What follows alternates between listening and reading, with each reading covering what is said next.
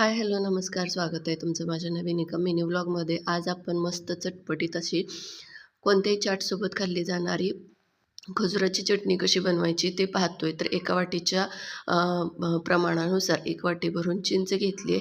त्याच वाटीच्या प्रमाणानुसार 2 वाट्या खजूर घेतलेला आहे. त्याचबरोबर त्या वाटीच्या प्रमाणानुसार 1 वाटी गूळ घेतला आहे. त्यानंतर आपल्याला लागणार आहे 1 चमचा धने पावडर, अर्धा चमचा जिरे पावडर आणि लाल तिखट आपल्याला चवीनुसार वापरायचं आहे. मी या ठिकाणी 1 चमचा घेतलेला आहे. तर चिंच आणि खजूर दोन्ही काय केलेलं होतं, तर 1-1 तास भिजू घातलेलं होतं गार पाण्यामध्ये. आता तुमच्याकडे वेळ नसेल तर तुम्ही म्हणजे 5 मिनिट भिजवलं किंवा नाहीच भिजवता आलं तर चांगलं उकळून घेतलं तरी चालेल. तर हे दोन्ही आपल्याला पाणी घालून काय करायचं आहे, छान उकळून घ्यायचं. थंड झालं की खजुराच्या आणि चिंचामधल्या जे काही बिया आहेत तर त्या काढून घ्यायच्या. म्हणजे चिंचुके आणि खजुराच्या बिया काढून घ्यायच्या आणि अगोदरच जर काढलेलं असेल तर मग तर ते तुमचं काम सोपंच होऊन जातं.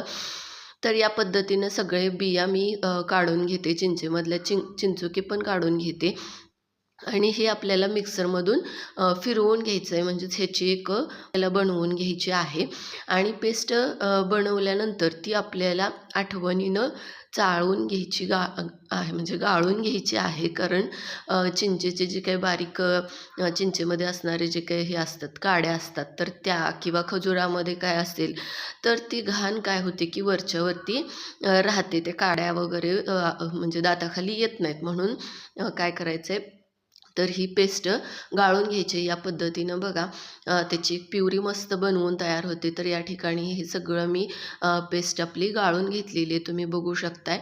आणि याच्यामध्येच आपल्याला काय करायचं आहे, पाणी ॲड करायचं आहे आणि परत आणखी एकदा ते आपल्याला उकळायला ठेवायचं आहे. तर पाणी थोडंसं मी इथं जास्तच ॲड करते.